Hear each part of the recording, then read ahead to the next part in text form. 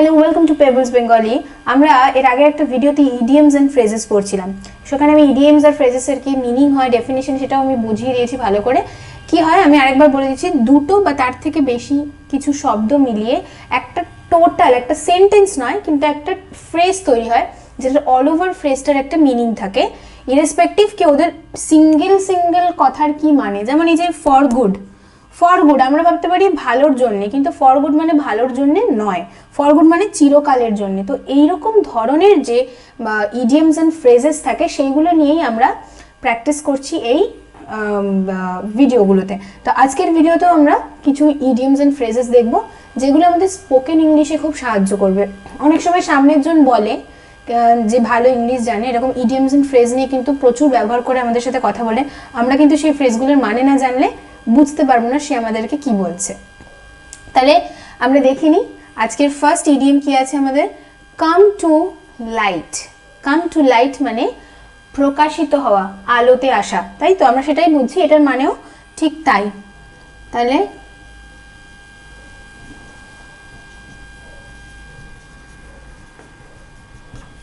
প্রকাশিত হওয়া মানে কোনো জিনিস সামনে রিভিল হওয়া, এটাকে বলা হয় কাম টু লাইট। মানে আলোতে আসা মানে কি, যে জিনিস আমরা আলোতে আসে সেটা আমরা দেখতে পাই, সেই জন্য সেটা এরকমভাবে আক্ষরিক মানেটা, টোটালটার মানে আমি যেরকম বললাম তিনটে শব্দ নিয়ে তৈরি, টোটালটার একটা মানে হবে, যেটা আমরা ফার্দার সেন্টেন্সে ব্যবহার করব। তাহলে কাম টু লাইট মানে প্রকাশিত হওয়া। তাহলে এটার আমি একটা লিখছি, দ্য সিক্রেট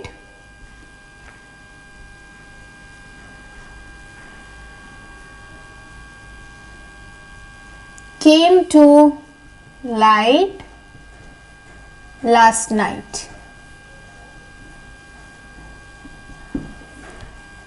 কি বলছে, the secret came to light last night মানে রহস্যটা, সিক্রেট মানে রহস্য, খুব গোপন কোনো ঘটনা, যেটা গতকাল রাত্রিরে সবার সামনে চলে এসছে বা প্রকাশিত হয়েছে। তাহলে এইভাবে আমরা লিখতে পারি came to light। তারপরটি কি আছে, call in question. Call in question আমরা এটাকে অন্যভাবে বাংলায় ব্যবহার করি, যে আমার ভালোবাসাকে তুমি প্রশ্ন করো না। মানেটা কি, আমার ভালোবাসাকে তুমি সন্দেহ করো না, ডাউট করো না। তো এখানে কল ইন কোয়েশ্চেন মানে হচ্ছে সন্দেহ করা বা ডাউট করা। তো পুরোটা কল ইন কোয়েশ্চেন, এরকম নয় যে আমার লয়ালটিকে তুমি কোয়েশ্চেন করবে না, এরকম নয়। কল ইন কোয়েশ্চেন টোটালটা হচ্ছে আমাদের আসল ফ্রেজটা। তাহলে সন্দেহ করা।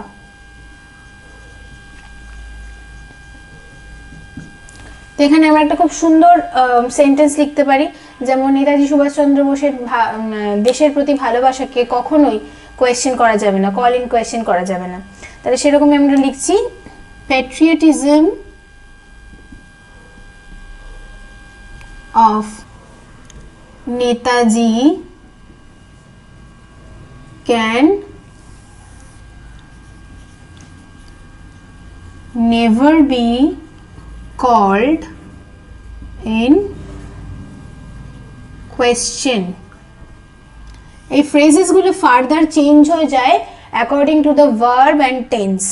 তাহলে এখানে যেমন নেভার বি, নেভার বি থাকলেই সেটা কলটা কিন্তু participle, past participle form of call হয়ে যাবে, কল থেকে কল্ড হয়ে যাবে।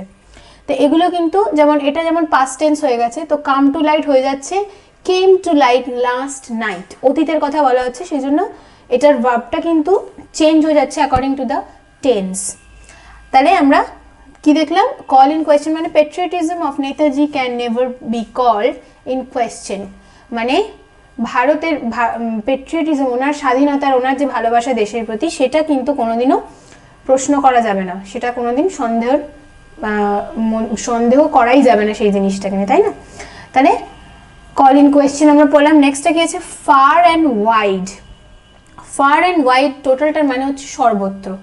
ফার মানে অনেক দূরে, আর ওয়াইড মানে অনেক বিস্তৃত, যেটা তার মানে ব্যাপারটা হচ্ছে স্প্রেডেড ওভার বা অনেক সর্বত্র যে জিনিসটা বিরাজ করছে। তাহলে লিখছি সর্বত্র, সর্বত্র। তাহলে ফার অ্যান্ড ওয়াইডটার কি হবে, এবার একটা সেন্টেন্সে আমরা করে দেখি, যে fame of Sir Jagadish Chandra Bose spread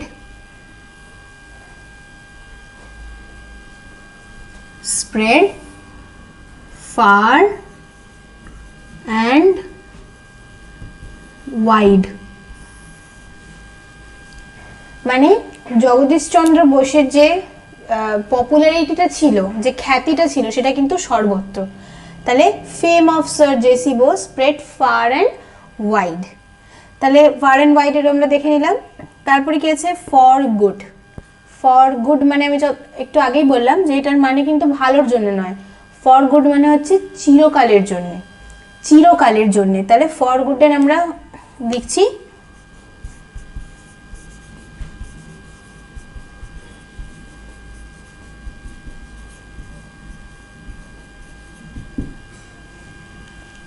চিরকালের জন্যে।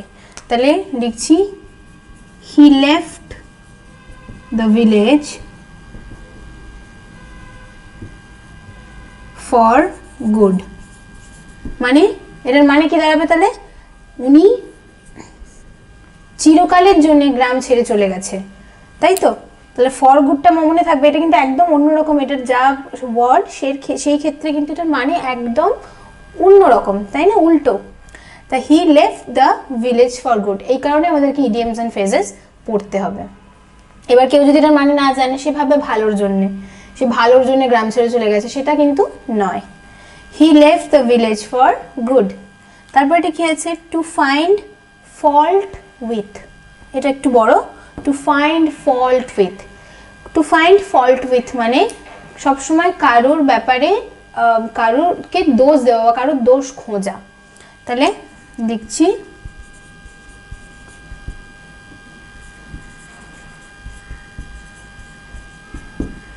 বা দোষ দেওয়া।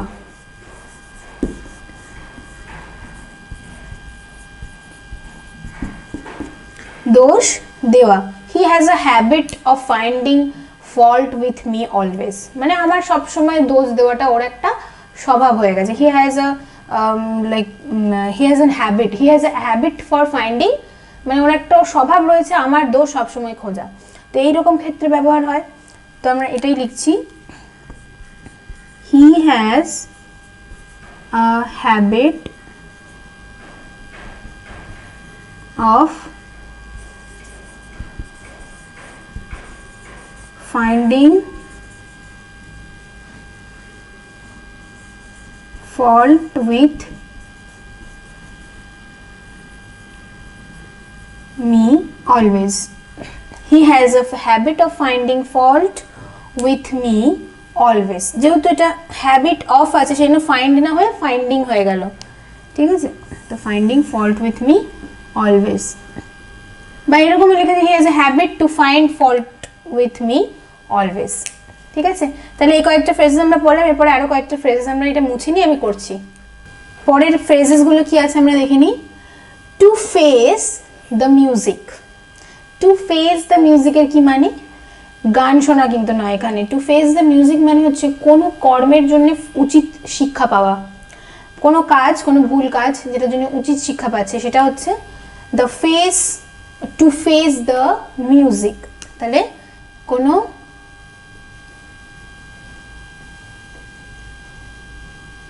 কর্মের জন্যে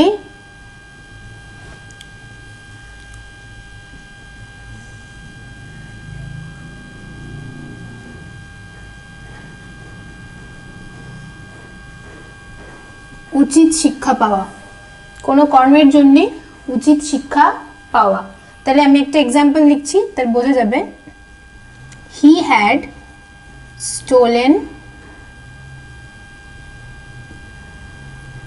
stolen the book and was caught. Now he would face the music.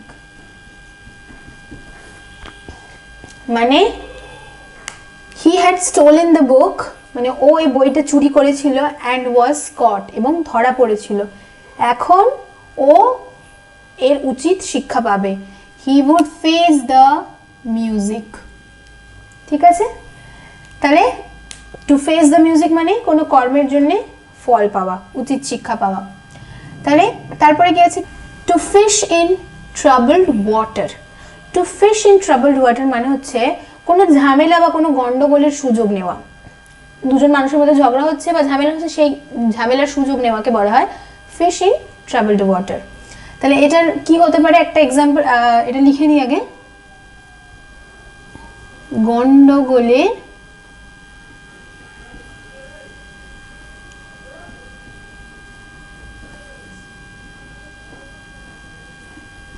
সুযোগ নেওয়া, গন্ডগোলের সুযোগ নেওয়া। তাহলে he is very clever and always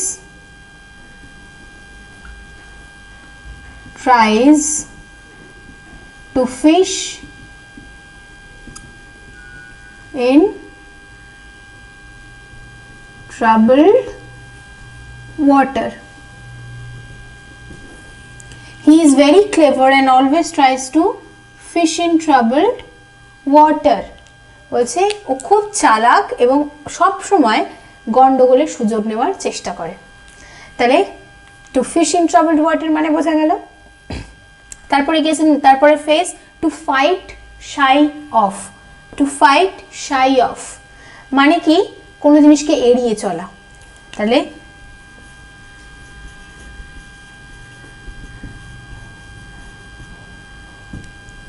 এড়িয়ে চলা, কোনো ঝামেলাকে এড়িয়ে চলা, কোনো আনন্দকে এড়িয়ে চলা, কোনো সমস্যাকে এড়িয়ে চলা, এটাকে বলা হয় টু ফাইট শাই অফ। তো এখানে একটা কোয়েশ্চেন মতন করা যায়, why do you always fight shy of your father?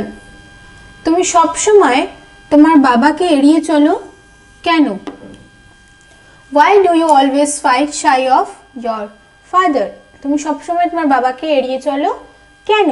তাহলে এটার মানে টু ফাইট শাই অফ, বোঝা গেল। In Liu of. In Liu of মানে হচ্ছে কোনো কিছুর বদলে যখন আমরা কিছু পাই সেখানে আমরা ইন লিউ অফ কথাটা ব্যবহার করি।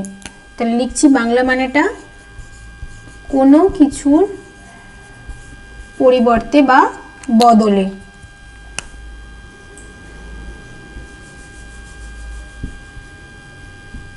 তাহলে ইন লিউ অফ কোনো কিছুর বদলে। তাহলে যেমন এখানে লিখতে পারি he got money in Liu of beating. He got money in Liu of beating মানে মারধরের বদলে ও টাকা পেয়েছে, মারধর করে টাকা পেয়েছে। তাহলে ইন লিউ অফ মানে কোনো কিছুর পরিবর্তে। তারপরে গেছি in a nutshell. In a nutshell কথাটা আমরা খুব ব্যবহার করি। ডেসক্রাইব ইন আ নাটশেল মানে, ইন আ নাটশেল মানে হচ্ছে কোনো সংক্ষেপে কোনো জিনিসকে বিবৃত করা, ডেসক্রাইব করা।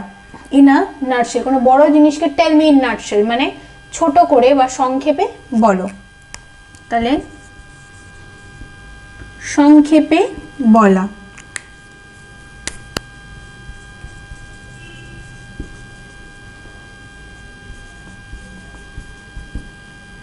সংক্ষেপে বলা, describe the case in brief, sorry, in a nutshell.